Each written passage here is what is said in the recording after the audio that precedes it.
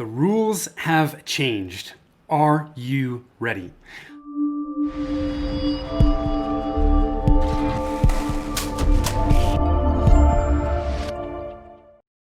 I am Tim Fitzpatrick with Rialto Marketing. Thank you for tuning in. And I am really excited to have with me today Doland White of Doland White Consulting. Doland, thanks for taking the time and welcome. Thanks, man. It's good to be here. I've been looking forward to this conversation. So yeah, I always enjoy our conversations. So I have been looking forward to this one. Yeah. Now, before we kind of get into it, we are going to talk about the important things that businesses should be doing, should be thinking about as we work through this whole COVID-19 business environment. Yeah. Before we get into that, just tell us a little bit more about you and what you do and how you help businesses. Cool. Well, thanks. I appreciate that. And I'm really happy to be here today, Jim.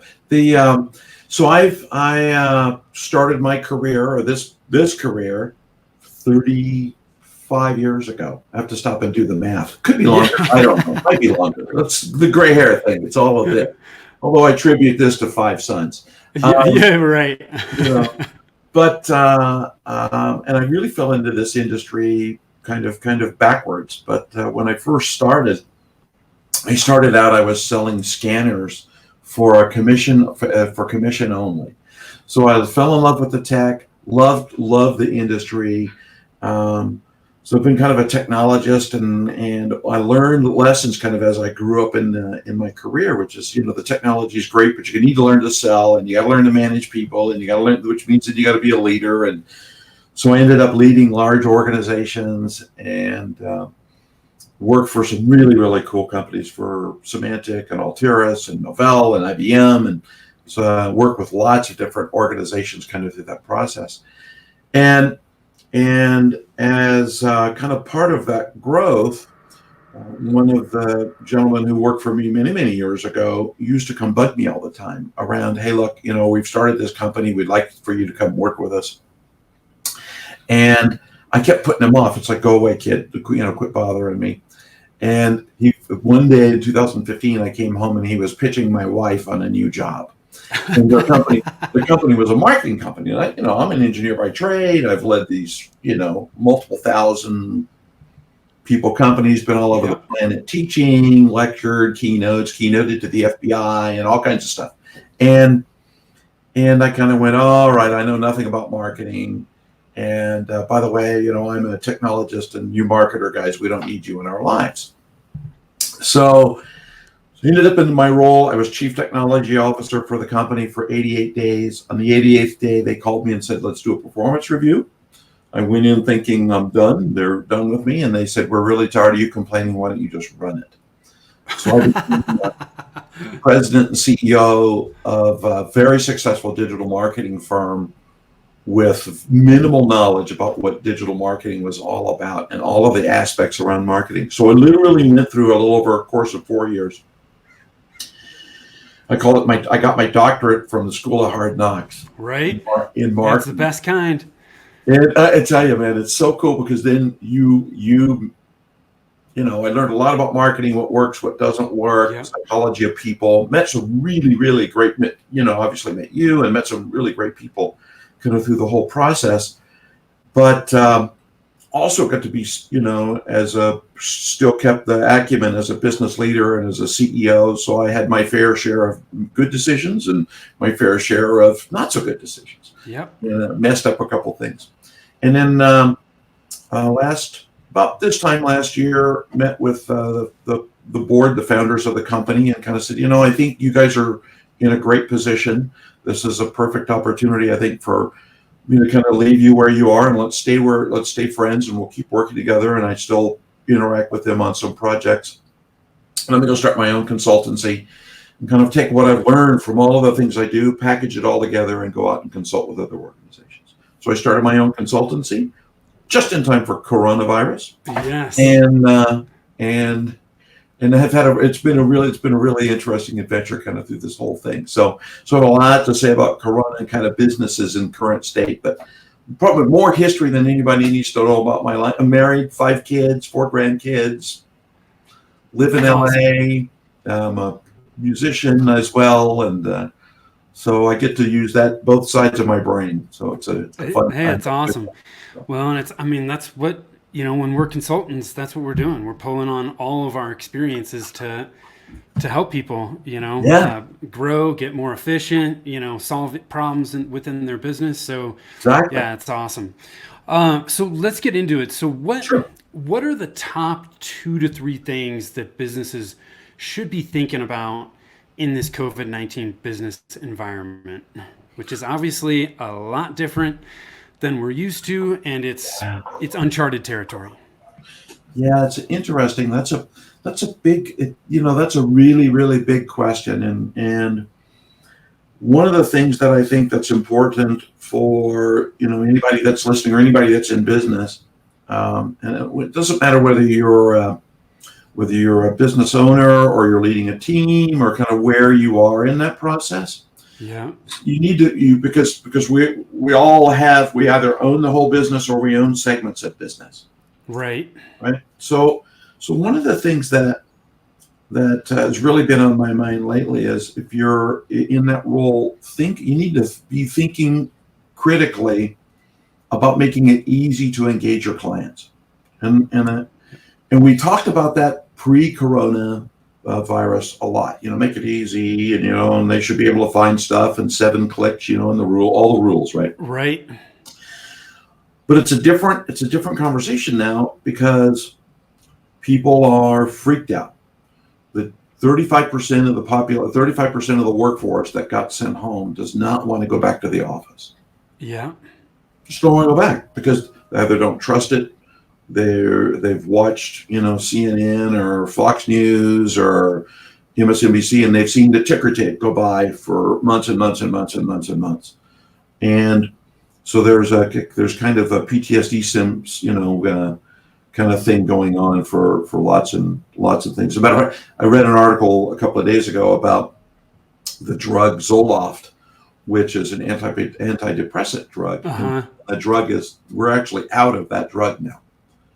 It's now on allocation. There's so many people that are kind of freaked out. So when you're thinking about your business, kind of step back and think about not only how do I make it easy for people to come to me, because your customers Right. all wandered off, by the way. We all got locked in. We sent 7.5 billion people to their bedroom. So how do you make it easy for that client or customer to come work with you or find your service or leverage your service in a reduced stress manner and with really, really great clarity? Yeah. So I think that's the very first thing you kind of have to think about. So you kind of have to reinvent yourself when you think about your services. And, we've talked about kind of those kinds of things before. It's kind of, you have to step back and kind of say, well, what I may have done here is not going to be applicable here. Pieces may be. Right. But how do I make it easy for people to come work with me? How do I do that and even add even more value? And that goes for employees and clients, by the way. It's kind of Yes, both. absolutely. You got to Absolutely. Well, and in some ways, how we deliver our products and services has become different, right? It depends on the industry. This is impacting some people a lot more than others when it comes to how they deliver. But yeah, I totally agree with you. Yeah, it's an interesting thing you say that because as an example, one of my clients is an events company, and as an events company, everything that was it basically it stopped. It's gone. So we hear words like, well, pivot. Most people go, oh, what's a pivot? Yeah. What Yeah, are it's we a buzzword. Exactly. Or the other one of my favorites is, well, the paradigm has changed. Awesome. That's cool. Yeah. It's a $3 word. It's like using bifurcate in a sentence, right? Right. So you see how many times you could say bifurcate in a meeting.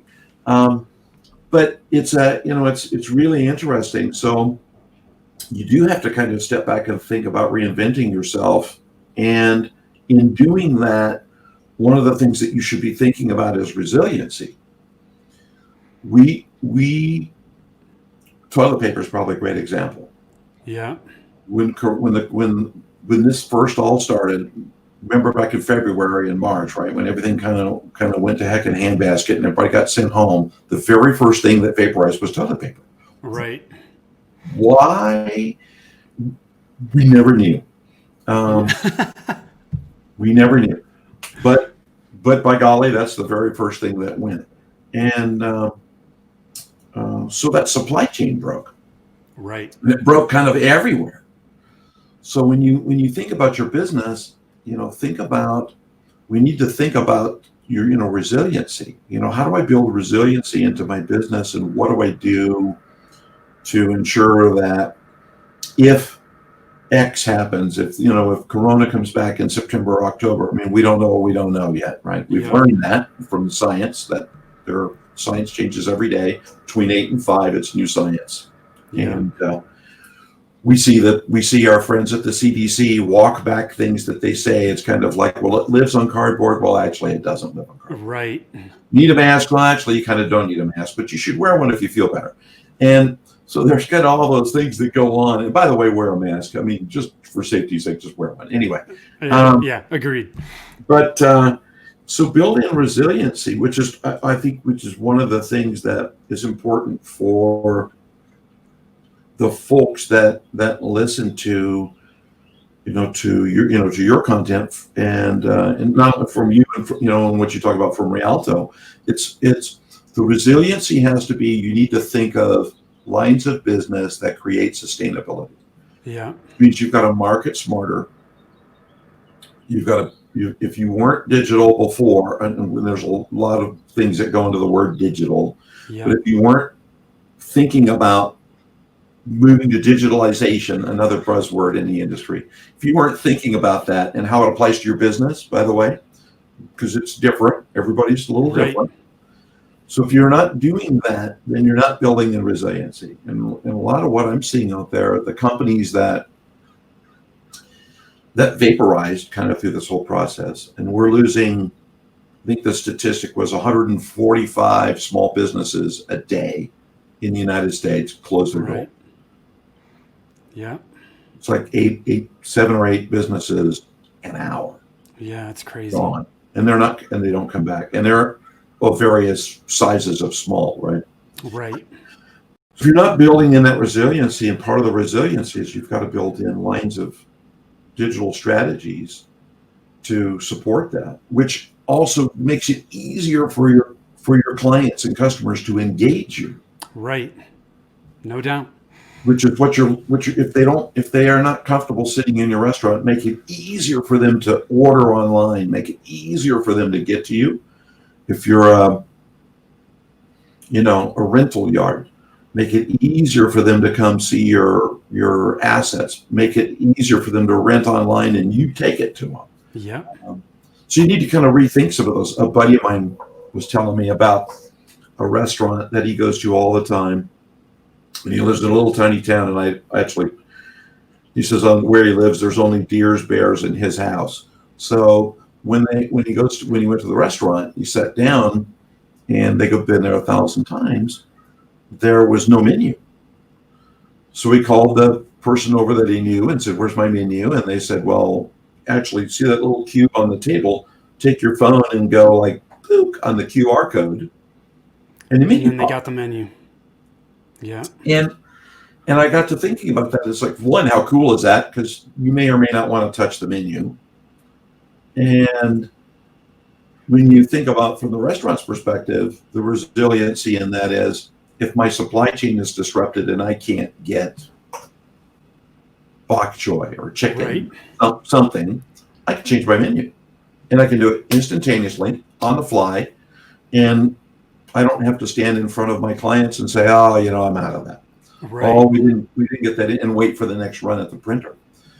And so there's lots and lots of things. So build resiliency. So we've got make it easy. Make it easy. Resiliency. Be resilient, and probably the last thing is think smaller, faster. There's a guy, his name is Jim Quick. Jim teaches people how to remember stuff. And that really interesting guy. But he's got this thing, it's called S3. heard it a few weeks ago, and I love it because I love mnemonics because it makes it easy for you to remember stuff. Mm-hmm. But S3 is take simple, small steps That's it. and Love just it. focus on what can I do today? What can I do next week? What can I do next month? Keep your vision for where you want to go, but we kind of don't know what we don't know right now. Yep. So every day, just take simple, small steps. What do I do? And prioritize based on those. Prioritize for impact. I So love that because I think too when you focus on the simple small steps, it helps prevent overwhelm. If you think about the larger picture, oh it's gosh, so easy to just get lost and just be like, "Oh my god, how the hell am I going to do this?" Whereas if you just break it down into those simple small steps, you're taking action. It's that little action that builds upon itself yeah, and will get you where you want to go. yeah. It's interesting you say that because it's less overwhelming, right? There's the old saying, right? Don't try to eat the elephant, right? Yes. There's all these old sayings, but it really is, and there's this thing that happens psychologically if you give yourself a daily win, and by just focusing on I know where I'm going. I think I know where I'm going. Could all change, right? Right. But I think I know where I kind of need to know the direction I'm going. But the steps I need to do here's the steps. Here's what I have to do today. Today I've got to indent a QR code and put it inside of a plastic cube and put it on a table. Yep. That's a win. Yep. I agree. That's a win. Tomorrow I've got to learn how to create a PDF because I don't know how to make a PDF. That's a win. The next day is, I need to engage a trusted friend to help me look at, the digital aspects, the marketing aspects of my business. How do I clarify my message so people understand who I am and what I do? How do I make it easy for stuff? It goes back to that whole thing about being easy.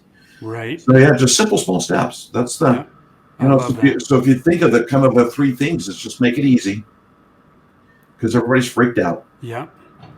and build in resiliency. Mm-hmm. And then just think S3. Yep. Kind of S3. I got a Superman sign on my wall back over in the corner a little bit. Just kind of think of that S, and just think of S3, just simple, small steps every day. It's Just awesome. go do it. I love that.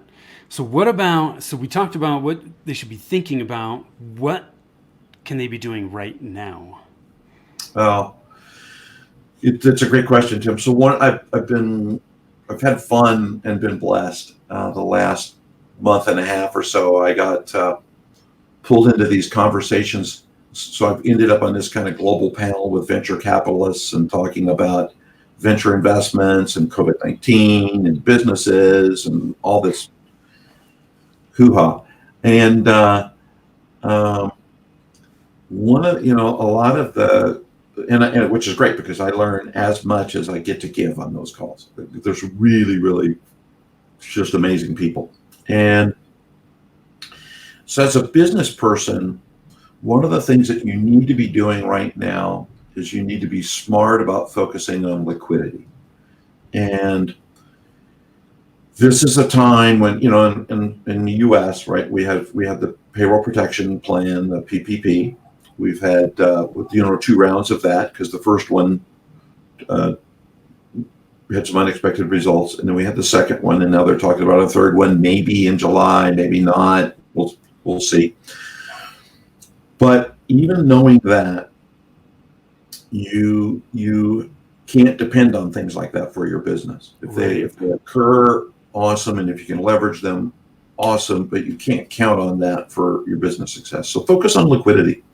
When you focus on liquidity, you want to make sure that you're not incurring debt, and that means focus on making sure pay your bills, go talk to your bank, do those kinds of things. But there's other things you can do, like it's a great time if you have a brick and mortar establishment, go talk to your landlord about better rent, Right. because they're trying to figure out how they're going to survive as well, and they may be willing to work with you for a few months. Go renegotiate your insurance. Go look at other ways where you can impact your liquidity stance Yeah. by reducing cost. It's not all the time about making more money, but when you're focusing on liquidity, the one thing you've got to be really careful about is don't focus on liquidity at the cost of generating revenue. So Yes. Okay. I love that. so don't get frugal and kind of go, well, I'm not going to invest in upgrading my marketing stance Right. because I got to spend money to do that. Well, that's actually not what's going to happen. What happens is if we think about ease, resiliency, and S3, kind of those three things, Yeah. it bolts onto the side of that because you need to be making proper investments in what you do in your business. Yeah. And one of them is you got to have a really clear message. I mean, you got to be really clear. And the old way of delivering your message, It's changed. yeah, and they're so different now. I mean, it's just for lots and lots and lots of reasons. I mean, we're in this world now, and you see it, dude. When we're like on LinkedIn as an example, Mm-hmm.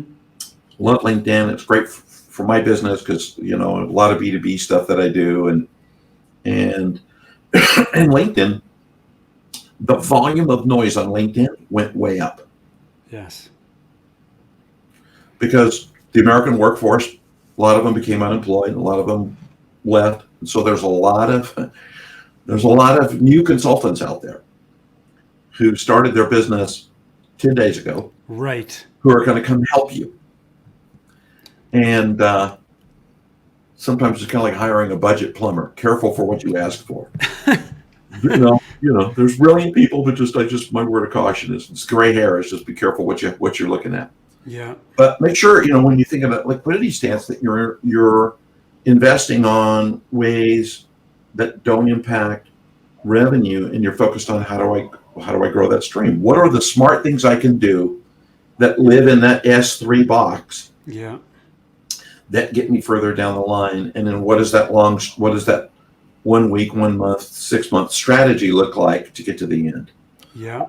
And Yeah. I put out some content a while ago yeah, that touched on this exactly, as cool. we're talking about where do you cut, right? And how do you got to cut the right things, which is exactly what you're talking about. Yeah. Cutting your marketing is like biting the hand that feeds you, right? Oh gosh. But it really honed in on, yes, you do need to cut, you may need to furlough or lay off some employees, but the successful companies through times like this, that is not their main focus. Their main focus in cutting and saving is actually a focus on operational efficiency. Correct. Because then as our business grows, those operational efficiencies make us even more money.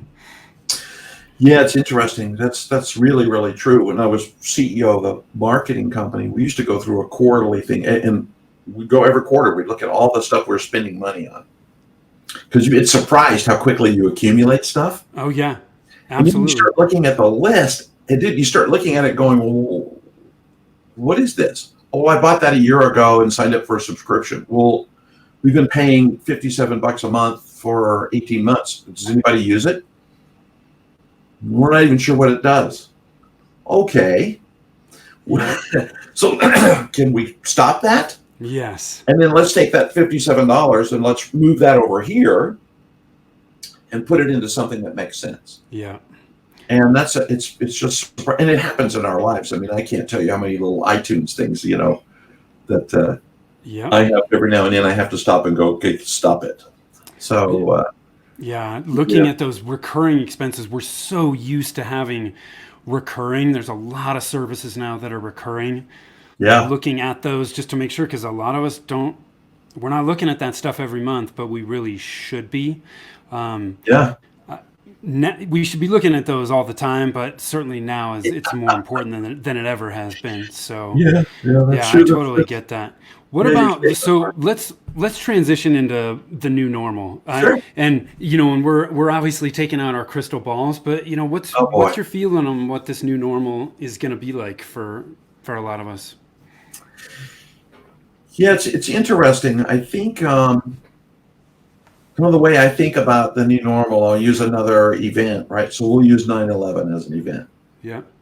And I watched the Seinfeld the other night, and George went to the gate to get Jerry, and at the airport. And I'm watching, and it's like 19, whatever it was, 90 something, right? And I'm watching the show, and I'm thinking, wow.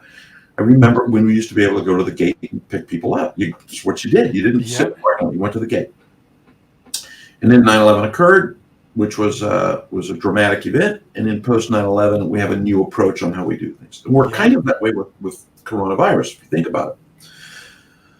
There are laws in business that occur here pre, and then there's laws that occur post that remain pretty consistent. Like planes are still going to fly, there's still going to be passengers, there won't be a middle seat passenger, but there's still passengers, and there's still stuff going on over. I still see jets in the sky going overhead.